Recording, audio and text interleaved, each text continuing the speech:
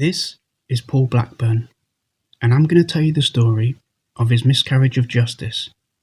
In 1978, when Paul was only 15 years of age, he was convicted for the attempted murder of a child, before his conviction was overturned by the Court of Appeal, after serving a 25-year prison sentence for a crime that he did not commit.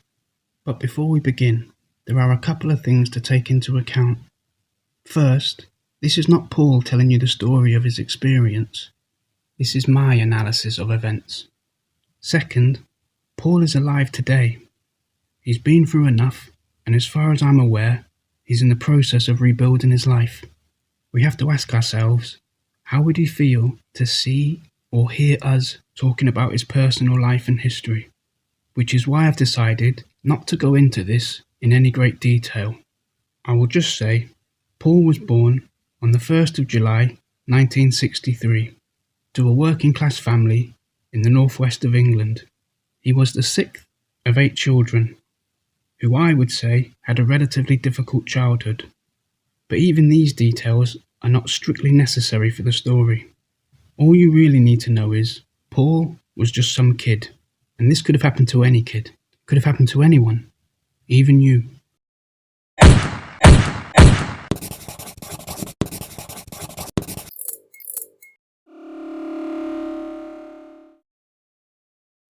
The miscarriage of justice that befell Paul Blackburn started, as it often does, with some horrific crime.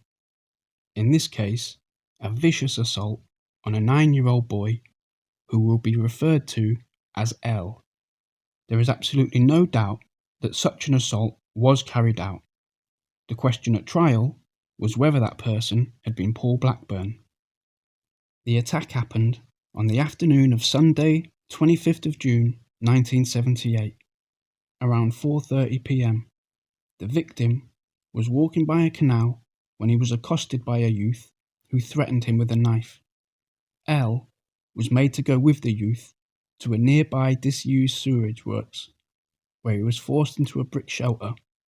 An indecent act was performed. Then the victim was kicked repeatedly and stabbed, before being put in a hole covered with a board that had a large quantity of heavy bricks piled on top. When the victim failed to return home, the police were informed, and a search for the missing boy commenced. The following day, 28 hours since the attack, he was found, concealed in the disused sewerage works. He was alive, but badly injured.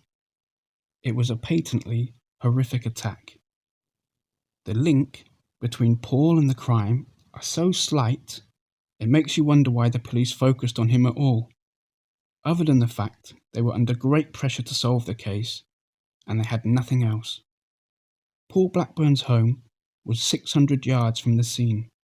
In fact, in 1978, he was at an approved school known as Red Bank, where he'd been sent by a court order for the offences of burglary and arson. The order was a secure care order, and he was in the secure unit at the approved school. On the weekend of the 24th and the 25th of June that year, he was on home leave. He was then aged 14. At his home were 4 siblings, including a 16-year-old brother, Fred. Another older brother, Harry, lived with his wife at another address in Great Sankey, which was also within walking distance of the scene of the crime. This is the sum total of the links between Paul and the crime, although later some other tenuous links were established. The victim was found at about 9 p.m. on Monday. Tuesday's Daily Mirror reported that he'd been found alive, but gave no description of the attacker. A local newspaper, the Post and Chronicle, that evening gave a description, including a reference to long, gingery, brown, curly hair, a description repeated in another local paper on Friday. Blackburn, at trial, denied seeing either of those 2 local papers. The possible relevance of this was there was evidence about him having asked to have his hair cut at Red Bank Approved School.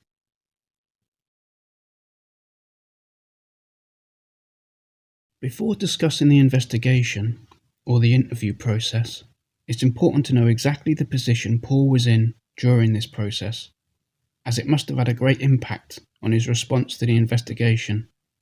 And later, when reviewing the process, the appeal court found his status at Red Bank would certainly have had an impact on the security of the conviction. The approved school system is hardly comparable or recognisable next to the system in place for dealing with young offenders today. It was totally different. Red Bank was known as an approved school, but the term approved school officially ceased to be used in the early 70s as a result of the Children and Young Persons Act 1969, when control went from central government to local councils, and they were renamed community homes. I would guess, based on no evidence or research whatsoever, there would be very little impact on the day-to-day running of the institution. The fact it was still known and referred to as Red Bank Approved School says a lot about what difference it made. Approved schools were a type of residential institution which young people were sent to by a court order, usually for committing offences, but sometimes for troubled youth beyond parental control. They were modelled on boarding schools, where pupils had relatively free movement compared to borstalls, which were also in operation at the time, and were modelled more on traditional prisons or young offenders institutions, and which are considered to be quite brutal by today's standards, but were quite normal for the time. Approved schools were run by volunteers under the supervision of the Home Office. Offenders were given academic tuition as well as being part of work groups receiving vocational training. It doesn't sound that bad when you put it like that, but many approved schools were known for having very strict discipline with corporal punishment used where deemed necessary. In other words, whoever was in charge of you was allowed to hit you as long as they deemed it necessary. I wonder to what extent that authority was abused. They implemented a rather more severe version of caning or strapping that was common in secondary schools. But it wasn't just a free-for-all. The discipline and punishment, including corporal punishment, was regulated by the Home Office. Following is extracts from the Approved School Rules 1933, specifically Rules 33 to 39, which focused on discipline and punishment. Whenever looking at rules or policies, one has to take into account there is the way the rule is written and what that means, and then there is what the rules permit and how they can be interpreted in practice. The two are often very different. Rule 33. The discipline of the school shall be maintained by the personal influence of the headmaster and staff, and shall be promoted by a system of rewards and privileges. This will sound fairly innocuous to the casual reader, but for people with experience of such institutions, the term personal influence will sound much more ominous. The phrase discipline is maintained by the personal influence of staff probably sends shivers up certain people's spines, as depending on who that staff member is, the phrase could have a wide variety of meanings. Rule 34. When punishment is necessary for the maintenance of discipline, one of the following methods shall be adopted. Method 1. Forfeiture of rewards and privileges or temporary loss of recreation. In other words, restriction of comfort and freedom. Method 2. Alteration of meals for a period not exceeding 3 days. Or in other words, you can take their food away for 3 days. Method 3. Separation from other boys. Or, in other words, isolation. But they are subject to conditions. Condition A. No boys under 12. Or in other words, everyone over 12. Condition B. The room used shall be light and airy. Or in other words, the light will be on 24 hours a day and it will always be cold and drafty. Condition C. Some form of occupation shall be given, or, in other words, you will be made to work. Condition D. A means of communication shall be provided, or, in other words, you can shout under the door. Condition E. If separation is continued for more than 24 hours, written consent from a supervisor shall be obtained, or, in other words, you can isolate someone for 24 hours without prior permission or written record being made. Method 4. Corporal punishment is subject to these conditions. Condition A. Inflicted only with a cane or torse, or, in other words, you can hit them with a stick or a strap. Condition B. If on the hands, cane used, stroke shall not exceed 3 on each hand, no boy over 15. Or, in other words, you can hit children under 15 with a stick on the hands, no more than 3 each hand. But it does not state how many times this can be done. Condition C. If applied on the posterior with a cane or torse, shall be applied over the boy's cloth trousers. Stroke shall not exceed 6 for under 15s or 8 for boys over 15s. I don't need to give an alternative interpretation for this rule. Grown men are caning young boys on the backside, and they have to specify, keep their trousers on. Do you think that maybe, at some point, a guy who likes that sort of thing ever worked himself into the position where he could take advantage of that? I often see rules written which sound good, but then they're followed by a sentence which undermines the preceding definition. In this case, the sentence reads, provided that in exceptional cases, with special approval of one of the supervisors, 12 strokes may be administered to boys of 15 and over. The only words that matter is, in exceptional cases, 12 strokes may be administered to boys over 15. Who defines what is an exceptional case? The man with the stick handing out the beatings. Condition F. It shall not be inflicted in the presence of other boys, or, in other words, no witnesses. Condition G. For minor offences committed in the classroom by boys under 15, the teacher may be authorised to administer, with the cane, no more than 2 strokes on each hand. Or, in other words, teachers are allowed to hit boys on the hand with a stick. Again, it says a maximum of 4 strokes, but fails to specify any time scale. What if the child does the same thing 1 minute later? Another 4? You could repeat that indefinitely. They could inflict an infinite number of strokes, as long as after every 4th stroke, you start a new set of 4. Rule 38. Except as provided by these rules, no member of staff shall inflict any kind of corporal punishment. Or, in other words, you can do whatever you want and can never be punished for it, as long as you can fit it into this malleable set of definitions. And let's say they were to step outside of these boundaries. What would happen? What could possibly happen? Who would you tell? The people doing it are the people who run the place, so you can't go to them. Could a 12-year-old inmate of an approved school inform the Home Office that someone under their supervision has overstepped his authority? Even if somehow he did, how could he prove it? It's not possible. There is literally nothing you could do but accept it. And this impotence could only be completely apparent and understood to each boy in there. I'm sure there'll be people who are of the opinion that just because it was possible for children at these institutions to be abused horribly, doesn't mean that is what happened.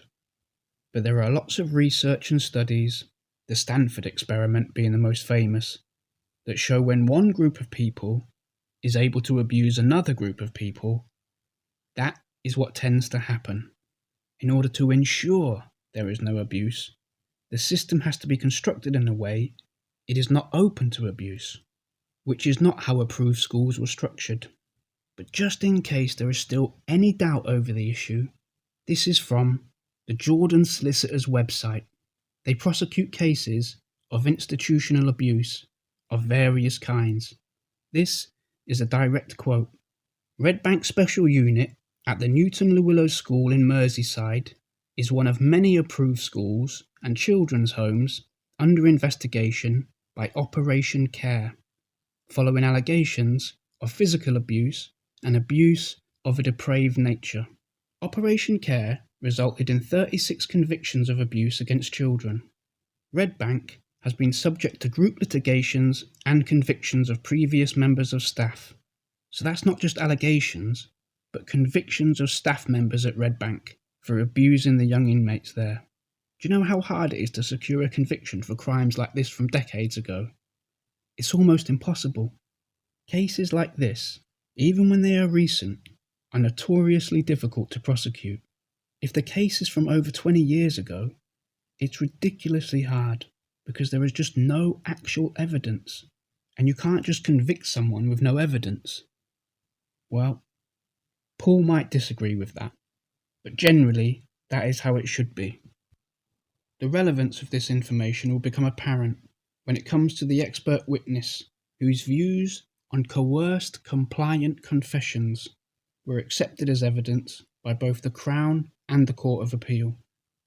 It is also important, in order to understand the investigation and interview process from Paul's perspective, to know exactly the place Paul is in, physically, psychologically, and emotionally, during the whole process.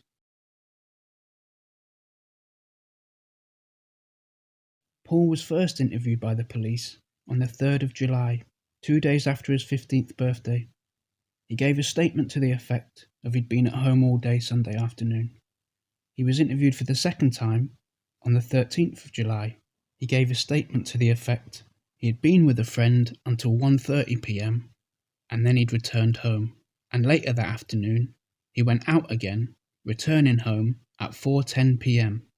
He was interviewed for the third time by DCI White and DI Marsh, two senior detectives in the investigation.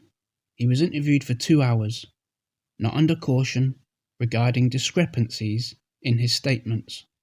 During this interview, Paul was informed he fitted the description of the attacker.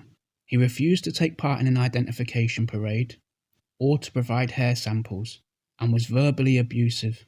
He was interviewed for the fourth time on the 21st of July, in which Paul is said to have confessed. The interview was conducted by DCI White and DI Marsh once more, who at this stage had information about a previous assault involving Paul from 2 years previous. In evidence at trial, DI Marsh was to say Blackburn was the principal suspect. He was my number one. He was interviewed in the presence of McVitie, the house warden. There is no evidence that Blackburn was told he was entitled to legal advice, and no solicitor was present at any stage during the lengthy interview, which was conducted in 3 stages.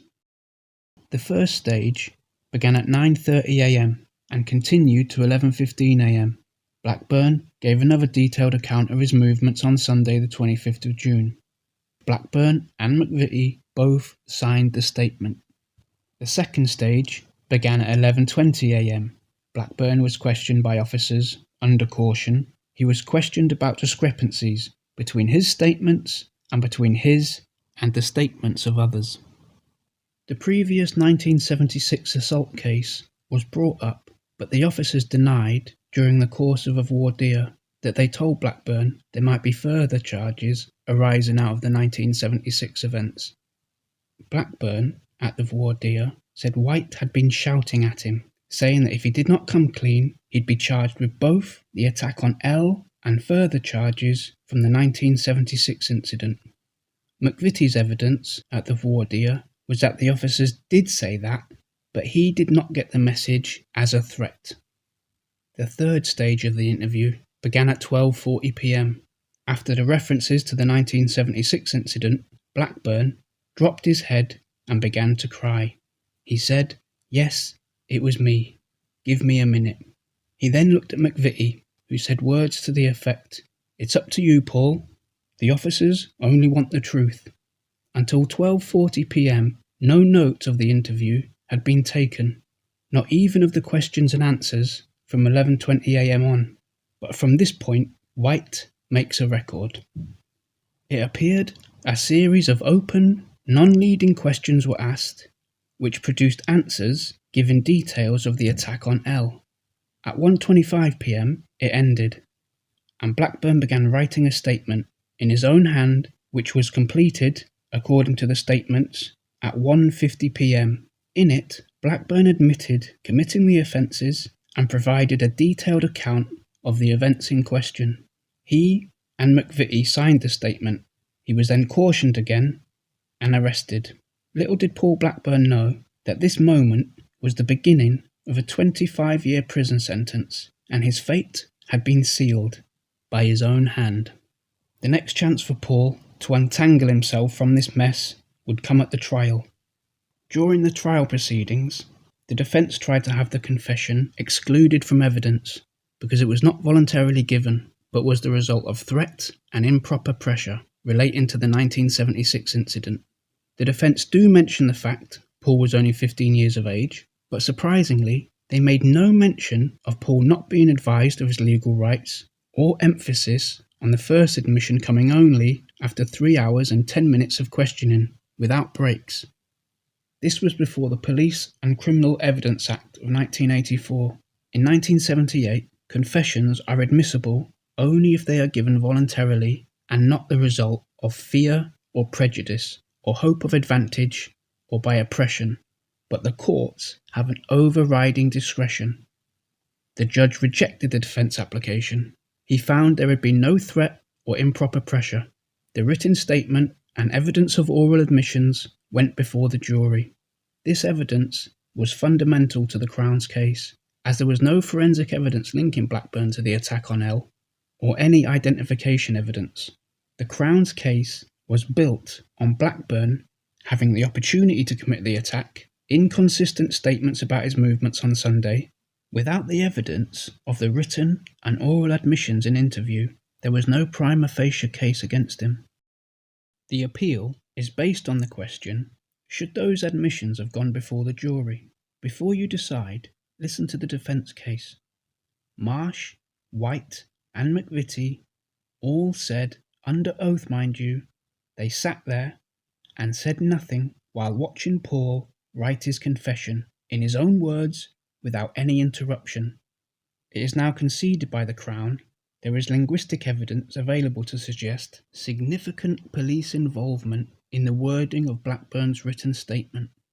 In other words, the expert witness, Dr. Shepherd, gave evidence which shows it was impossible for a 15-year-old Paul Blackburn to have written the confession in his own words.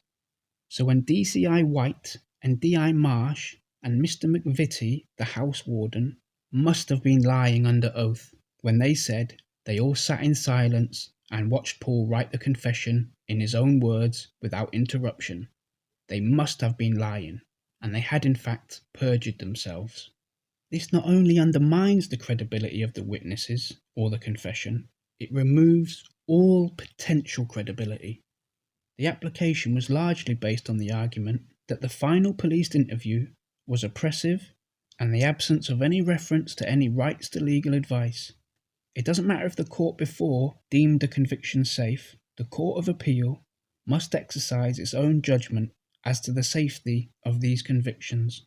In closing, the defence said, without the confession, the case could never have gone to the jury. Therefore, the convictions are unsafe, which is difficult to argue against. Listen to what the Crown says. The Crown does not seek to advance a different view of the legal principles applicable to this case from that put forward by Blackburn. That says it all. It's a very, very rare thing indeed for the prosecution of a case to say, yeah, have to go with the defence on this one. You won't hear that in a case very often.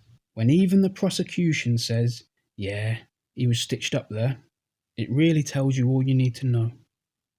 I know there are people who will make the argument, just because they didn't prove he did it, that also doesn't prove he didn't do it. Just because the investigation techniques were questionable doesn't mean he didn't do it. He did confess to the crime. Who would confess to a crime they didn't do? This is a rational response. There is the principle of innocent until proven guilty, and he wasn't proven guilty, so by default, he must be innocent. But let's leave that and look at the legitimacy of the confession. Who would confess to a crime they didn't do? Especially that kind of crime. It just doesn't seem convincing that someone would confess to something like that if they were innocent. What if I told you that Paul was not the only young child who confessed to the crime? Would that change your perspective on the credibility of the confession? On the 12th of July, police interview Paul's brother, Fred and Harry. Fred confessed to being the individual who committed the crime. Logic dictates they cannot both be the one individual who committed the crime. Only one of them can be real. At least one of them must definitely be a false confession. One of them is innocent. But somehow, police were able to extract a confession from him. Fred later retracted his confession after his mother was allowed to speak to him. But Fred wasn't the only other confession the police were able to produce. At other stages of the investigation, 2 separate youths also confessed to being the individual who committed the crime. That is a total of 4 confessions. 3 of the 4 can only be false confessions. The casual observer has to question how exactly were the police able to extract at least 3 separate false confessions from innocent boys. I'm not saying the suspects were tortured into confessing to something they didn't do. The only conclusion that can be drawn is that there must have been some level of coercion. But 75% of the confessions they managed to produce must be inaccurate. How can you accept one as real but the rest as false? It calls into question the methods used by detectives during their interviews of young, vulnerable boys, combined with the fact the court found DCI White, D.I. Marsh, and Mr. McVitie are proven liars. The casual observer must conclude the evidence has no credibility, the witnesses have no credibility, and Paul Blackburn has no case to answer to. And this is why his case is accepted to be a terrible miscarriage of justice. If the information provided here is not enough to convince you the 25-year prison sentence Paul served was unjust, then I don't know what will. His remarkable story is not complete without an understanding of Paul's time in prison.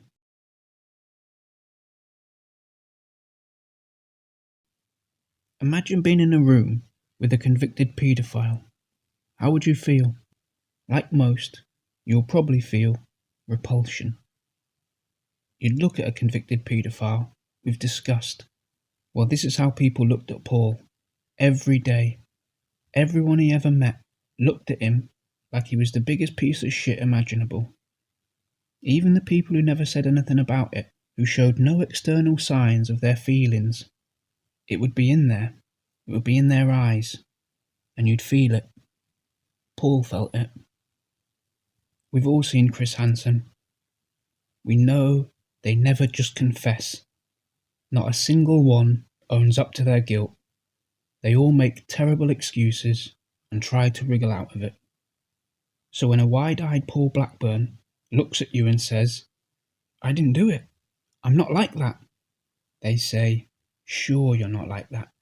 Now get in there with the nonsense." He endured being looked at with those filthy eyes of disgust all day, every day, for 25 years. No holidays, no breaks, morning, noon and night, day in, day out, for 25 years. How long is 25 years? In order to gain some form of perspective, imagine the scenario: you just miss a bus and you have to sit and wait for a full 2 hours till the next one comes. Waiting is a nightmare. Nothing to do. Time moves so slowly. You wait for ages, look at your watch, and it's only been 5 minutes.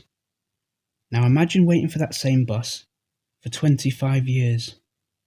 But Paul isn't waiting at a bus stop. He was waiting, locked in a confined space, surrounded by the most dangerous and violent subcultures in our society, who, let's say 1 in 10 of them, have a sharpened implement concealed about their person, and they all think he's a convicted paedophile. So how long is 25 years? It's a lifetime. When you were 25 years old, your whole life and everything you ever experienced is the time he served. And at no point did Paul know he'll be out in 25 years. There was no countdown to release. He was given a life sentence, an indeterminate amount, maybe 20 years, maybe 25, 30, 35. Who knows? Not Paul. For Paul, time has become a meaningless concept. It's indistinguishable from eternity. In both a figurative and literal sense, Paul was there forever. He'll never get out. It may even have been an emotional and psychological advantage to accept it's forever, rather than waiting and hoping, living with 25 years of continuous disappointment. Paul spent all that time being hated by everyone, hated by society, hated by the system, hated by all prisoners. And what about the guards? Do they like convicted paedophiles? They don't. No one does. Hated by prisoners and guards equally. Do you think the guards will ever try to protect Paul if someone tried to hurt him? Why would they? If anything, they'll probably be glad someone kicked his head in or tried to stab him, because everyone is in complete agreement that he deserves anything that happens to him and more. I wonder how many times Paul's food was spat in by people. My guess is probably countless times. He'd have to check through his cornflakes and his mashed potato to make sure no one has put ground up glass in there, and could never be sure it's not been tampered with. Paul would never have eaten a single meal completely at ease, and he'd never have known a moment's peace.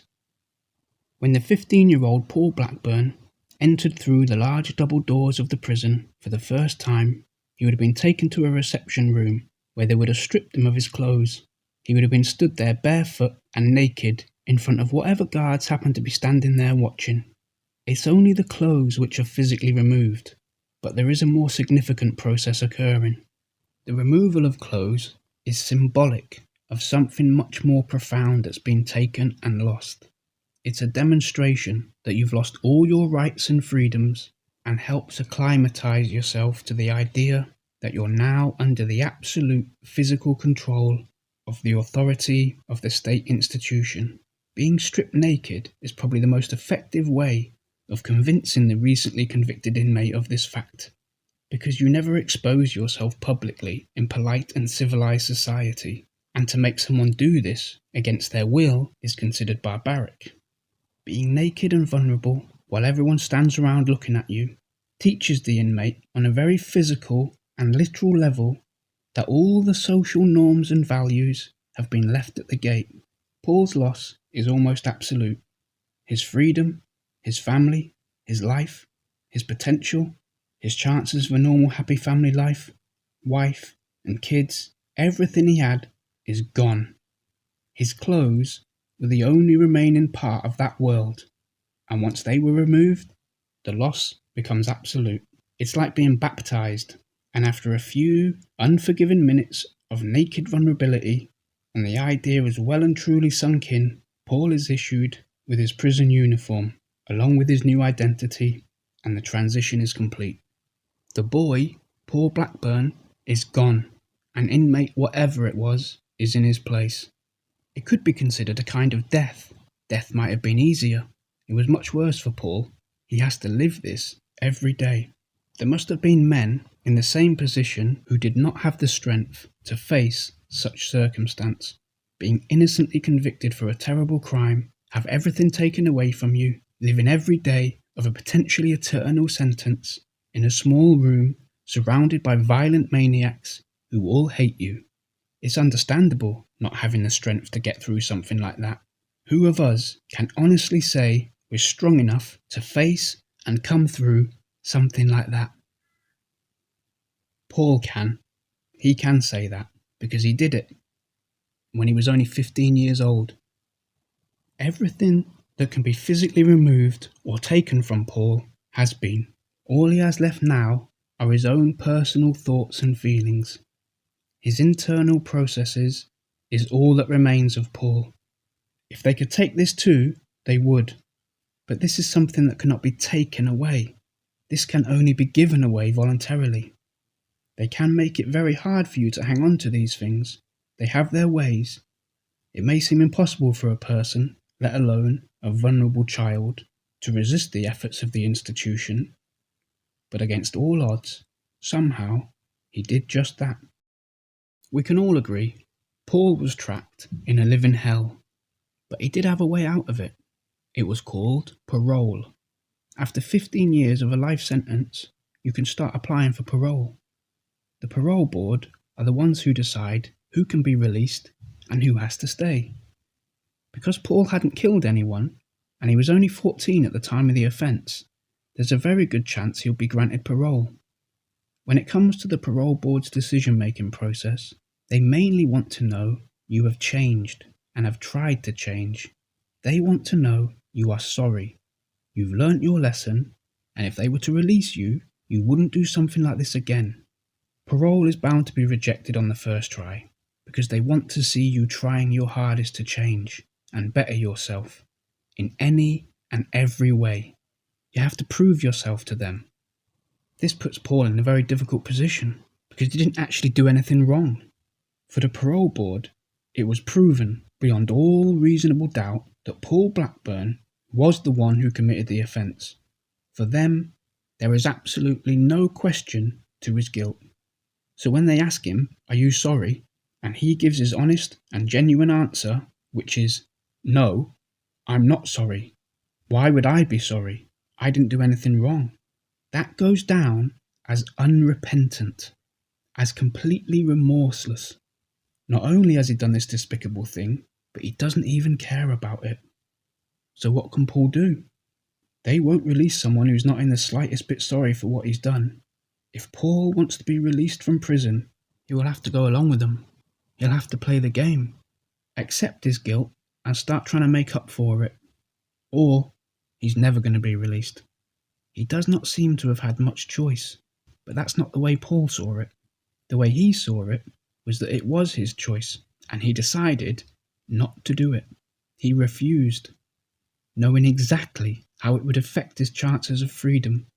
He made the conscious decision that rather than admitting to the crime he knew he didn't commit, he would instead continue to serve out his sentence. For years, over the years, people tried to persuade him. It doesn't matter if you actually did it or not, just go along with them. Just say you're sorry, then you can leave.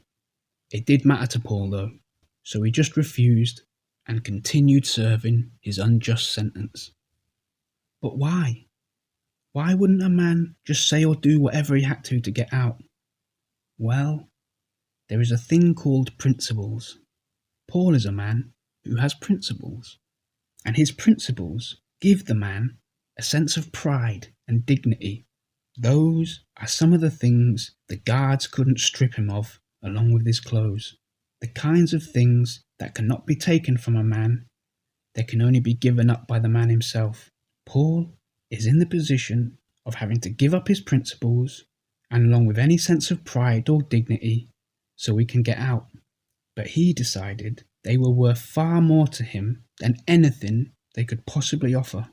The value Paul placed upon his principles and dignity may be very hard to understand for us, living in the Instagram social media age, where we've grown accustomed to people living their lives like an open wound for the world to see, where people sell their souls for 1,000 views.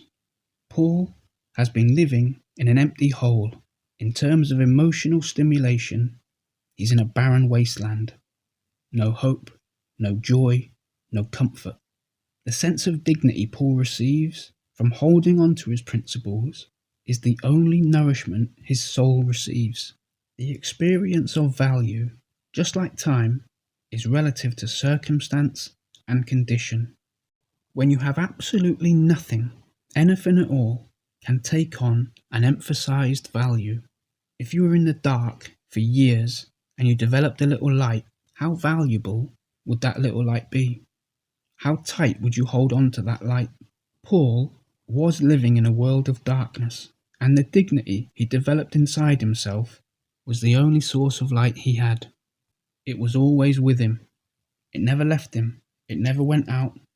And because the source of his dignity was his unjust suffering, the harder his life became, the brighter the light shone, and the stronger he became.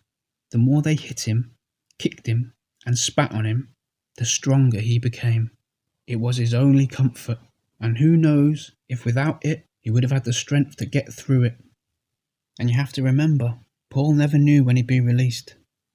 His sentence is indefinite, it's forever, it's permanent. And how do you face eternity in prison? Do you hope to be released?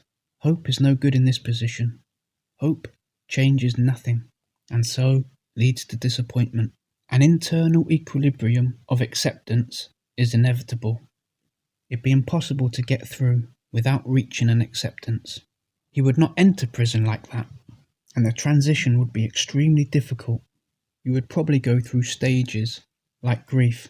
First, it will be denial, then anger, bargaining, depression, and eventually you just accept it. And you'll probably be better off in the long run, as it's the path of least resistance. Paul's life and freedom were gone forever, and he must accept its absence. So for Paul, the idea of freedom no longer exists in any real sense. They become abstract concepts. His life doesn't exist anymore, and he has to accept it. Whereas the sense of dignity he receives from having his principles was there, a very real and tangible thing, and it was the last thing he had left, the only thing they could not take off him. Giving this up for the potential of freedom was just not a fair trade for him. This was the only thing in Paul's life he had any control over. It was his choice to make, and he decided he would rather remain in prison, serving his sentence with his own pride and dignity, than to live free without it. So there he stays, day after day, in his little cell, a man with principles, but very little else. He was, as we know, eventually released, without ever having accepted guilt or confessing to the crime he didn't commit. So he was free and still had the principles and dignity that he held on to, so he can now get on with the rest of his life. It's not really his life though. It's the life of a recently released convicted paedophile. Can you imagine that? He'll be on some sort of sex offenders register, a watch list, probation, license. Whenever he starts dating a woman, he'll have to tell her, "I'm a convicted sex offender. But it's okay, because I didn't do it." Would you trust a man who said that? I probably wouldn't. He just could not live like that. The dignity of knowing he is innocent was enough to get him through 25 years of an unjust prison sentence, but not enough to get him through the rest of his life. He needed more for that. Paul needs everyone else to know what he knows, that he is completely innocent, and so the struggle to clear his name began. More accurately, it continued. Paul had been fighting to clear his name for 25 years. He had the chance to put all of this behind him and move on, but he didn't. He put it in front of him and continued pushing it up the hill towards his goal. And finally, after more than 25 years of struggling, while being spat on, looked down upon, kicked in the face, his conviction was overturned, found to be totally unsafe on every account, almost without question. Paul Blackburn got his good name back. He's no longer the perpetrator of a terrible crime. He is just a man. A free man. An innocent man. A man with principles and dignity. A man who can be looked up to and admired for being strong enough to come through unimaginable fortune and unbearable circumstance without letting it break him or his spirit.